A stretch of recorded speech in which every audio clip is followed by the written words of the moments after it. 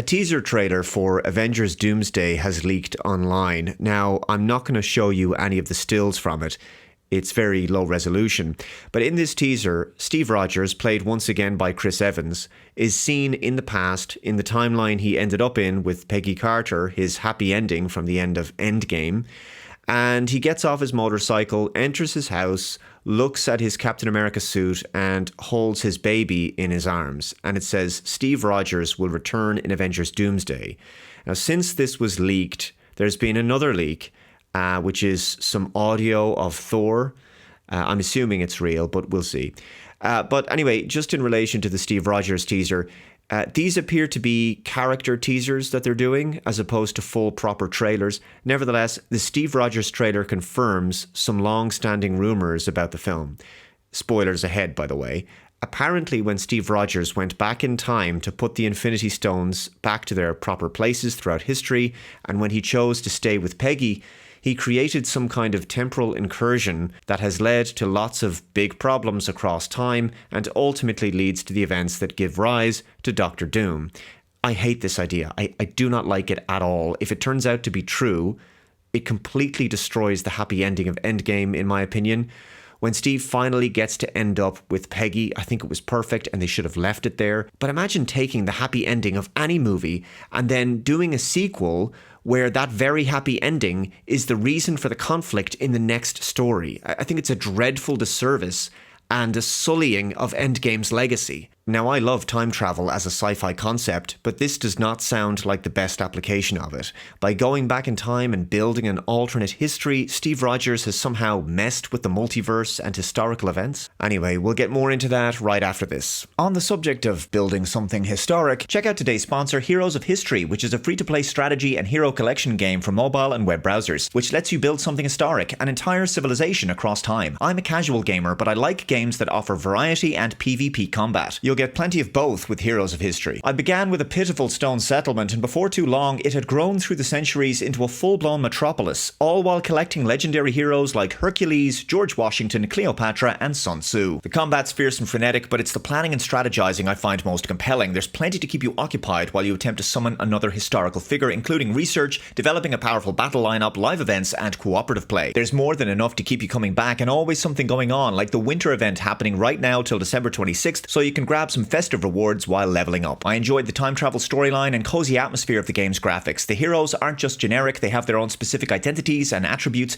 Cleopatra is great for long-range combat. Sun Tzu is my personal favourite because he's ideal for melees and close-range battles. He's a heavy infantry hero. New players can use my promo code Dave Cullen that unlocks a boost for their first 5-star hero, which is a big benefit when starting out. Use my link in the description box or scan the QR code on screen and challenge me over there and see if you can build your civilization as fast as I did. Join us on Heroes of History when you've built your empire and summoned your first hero. Tell me about it in the comments below. Have fun. See ya on the battlefield. Okay, so welcome back. Now, it's possible that they're going to end up putting Steve Rogers and Peggy Carter back together again for a second time at the end of Doomsday, and thus redoing their happy ending all over again. Not exactly an original idea, but obviously the fans would prefer that they remain together.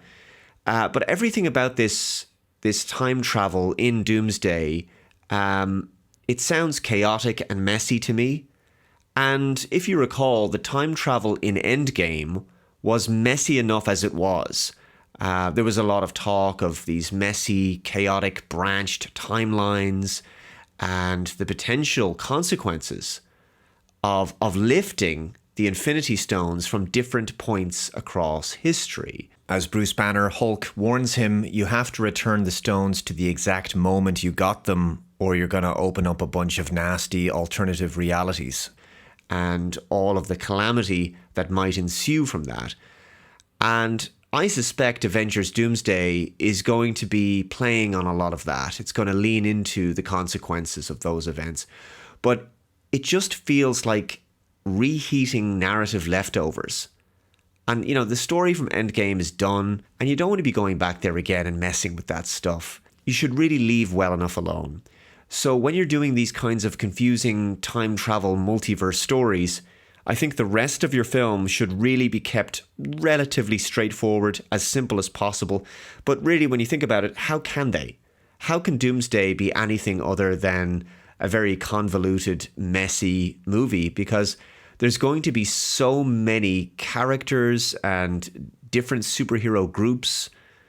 They're all going to be thrown together, like the new Avengers, i.e. the Thunderbolts, the new Avengers, which is the new group formed by the new Captain America, Sam Wilson, the X-Men, which is the original X-Men from the early 2000s movies, and the new Fantastic Four from the Fantastic Four First Steps movie, and I'm sure a few other surprise characters thrown in there for good measure.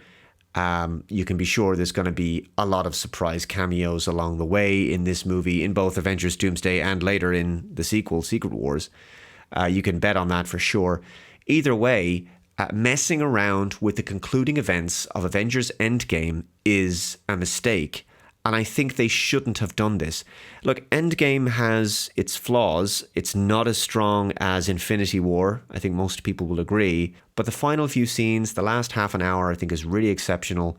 And they did bring the character journeys for the main Avengers cast to a satisfying conclusion, for the most part, with the exception of Thor, perhaps. Bringing Steve Rogers back is unnecessary because his story was concluded in a very satisfying manner. His story was told, he was done, and I don't think there was any more story for him left. Doing anything that in any way slightly alters the conclusion of Endgame, to me, it's going to take away from that happy ending. And Endgame was such a massive cultural event. It was a massive pop culture event in cinema in 2019, and it just feels to me that Doomsday might, in some respects, undermine that film. Certainly there will be a lot of fans who will welcome the return of Chris Evans as Steve Rogers, the original Captain America, because they prefer him as Captain America anyway. Incidentally, it's not clear what actually happened to Old Man Steve at the end of Endgame. I mean, it's just presumed that he died, I guess, at some point, not long after. But regardless, Avengers Doomsday is going to give us the culmination of the multiverse story arc that's been knocking around the MCU through the Loki TV series, Spider-Man No Way Home, Doctor Strange and the Multiverse of Madness, the Marvels, and of course Deadpool and Wolverine. I'm really hoping that the multiverse is retired as a concept after this film. It just completely robs a story of tension, peril, stakes, and consequences because everything can be just magically undone. But there you go. Let me know your thoughts in the comments below. What do you think about this teaser trailer?